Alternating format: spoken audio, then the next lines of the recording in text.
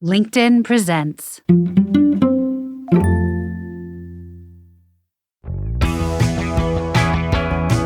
Happy Wednesday, friends. I'm Michael Kovnat, and this is the Next Big Idea Daily. Quick masterclasses from the best new books written and read by the authors themselves. Don't forget to hit follow in your podcast player and sign up for our free newsletter using the link in the episode notes.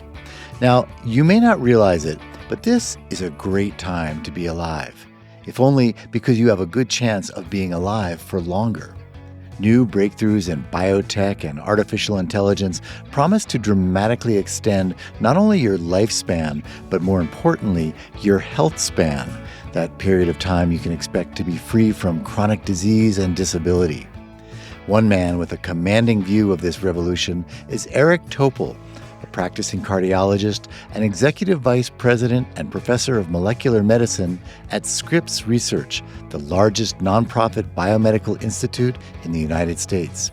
Eric's written a new book called Super Agers, an evidence-based approach to longevity.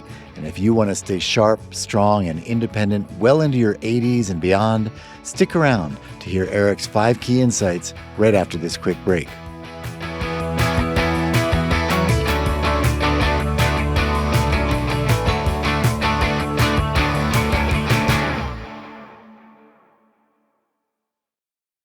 From LinkedIn News, I'm Leah Smart, host of Everyday Better, an award-winning podcast dedicated to personal development. Join me every week for captivating stories and research to find more fulfillment in your work and personal life. Listen to Everyday Better on the LinkedIn Podcast Network, Apple Podcasts, or wherever you get your podcasts.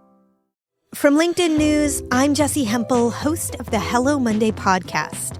Start your week with the Hello Monday podcast. We'll navigate career pivots. We'll learn where happiness fits in. Listen to Hello Monday with me, Jessie Hempel, on the LinkedIn Podcast Network or wherever you get your podcasts.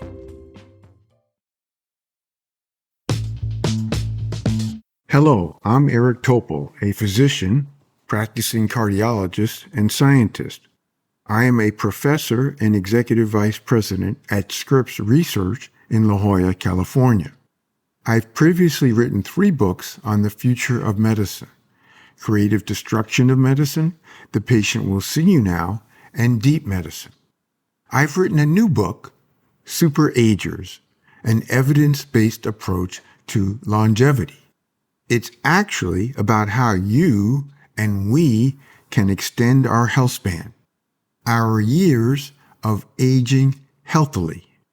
While there's an intense, ongoing hunt to find a magic pill, along with a surfeit of predatory pseudoscience, this book is distinct from all of that. It's using the remarkable advances in the science of aging to fulfill the dream of preventing the major age-related diseases, something we've never been able to do until now. It's exciting, and I want to share 5 key insights from the book. 1. The science of aging. We are now seeing so many different ways to potentially reverse aging, such as reprogramming our cells, drugs that remove our senescent cells in the body, use of supplements like NAD+, or medications like rapamycin, or lengthening our telomeres, or rejuvenating our thymus gland, or preventing ovarian failure.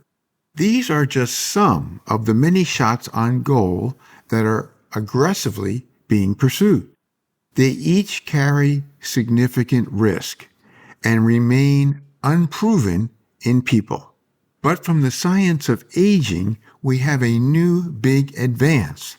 Clocks that tell us about our body-wide aging process, such as epigenetic clocks from a saliva sample, and clocks of all our organs from a blood sample. Why is this so important? These organ clocks can reveal, for instance, if a person's heart is aging faster than the rest of their body. Like a car mechanic discovering everything is working as it should except for the rear brakes. the big three age-related diseases. The three major age-related diseases are cancer, cardiovascular, and neurodegenerative. They have many common threads. They each take at least 20 years of incubation in our body before any symptoms occur. A person with a heart attack has had ongoing atherosclerosis of his heart arteries decades before the event. Each of these diseases are propelled by our immune system and the untoward release of proteins that rev up inflammation. Our medical approach, however, is reactive. Treat the person with the condition, with very little success for prevention. Indeed, at least 80% of heart disease is preventable, 40% of cancer cases, and 45% of Alzheimer's disease and dementia. In the book, I present two of my patients who are 98 years old. Mrs. LR has never been sick, but all her relatives died in their 50s and 60s. So much for the genes having a fundamental role. Mr. RP has only dealt with heart disease in his life, which has been fortunately quite successful. But in the future, it could be prevented. Lifestyle plus factors. A big part of this primary prevention is what I call lifestyle plus, because it's not just diet, exercise, and sleep. Those are very important, especially the details of what we eat and how we exercise. But now we also need to consider our environmental burden of air pollution, microplastics, and forever chemicals, and social isolation, time in nature, and many others. We've learned so much about the impact of all of these and how they are tightly intertwined with our modifiable risk of age-related diseases. That is, we don't necessarily need an expensive magic potion that has significant risk. Many of these involve little cost, awareness, and commitment. Preventing Alzheimer's disease. In the book, I map out how we can prevent each of the three age-related diseases. But let's take Alzheimer's as the prototype. Now there's a breakthrough blood test called p-tau217 that can tell us if a person is going to develop Alzheimer's, but not just yes or no, when. The test becomes abnormal more than 20 years before symptoms of cognitive decline, and it is modified by exercise and lifestyle factors, so we can integrate the many other layers of a person's data like the clocks, genetics, and blood tests for inflammation. This full stack of data with AI analytics defined whether a person is at high risk and what is needed to be done. We go into aggressive surveillance mode, performing brain imaging as needed, and may use medications, such as the GLP-1 drugs Ozempic, Mounjaro, and Zepbound, that are now being tested to prevent Alzheimer's in people who have no symptoms. And besides the lifestyle factors, we have several other new medications in the pipeline. A missing link, the immune system. The one layer of data we don't have that is essential is our immune system.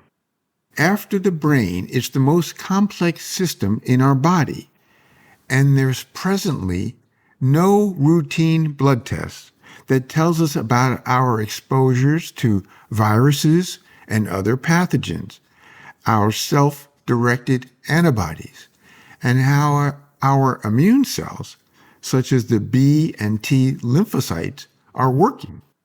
This is essential information because as we age, our immune response typically gets sluggish.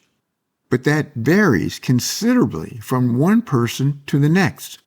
And now we have ways to rev up a person's immune system with medications or vaccines, or alternatively, to tamp it down.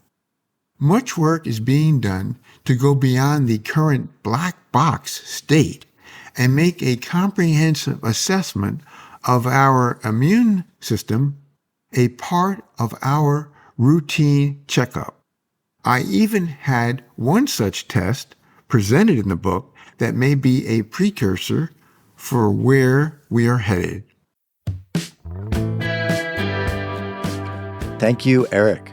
Okay, everyone, you can get a copy of Super Agers wherever you get your books. That's our show for the day. If you got something out of it, please leave us a rating or review in your podcast player so others can find it too. And go to nextbigideaclub.com to find out about our hardback subscription club. That's where we send you the best new nonfiction books as chosen by our curators Malcolm Gladwell, Adam Grant, Susan Cain, and Daniel Pink. Check it out at nextbigideaclub.com. I'm Michael Kovnat. I'll see you tomorrow.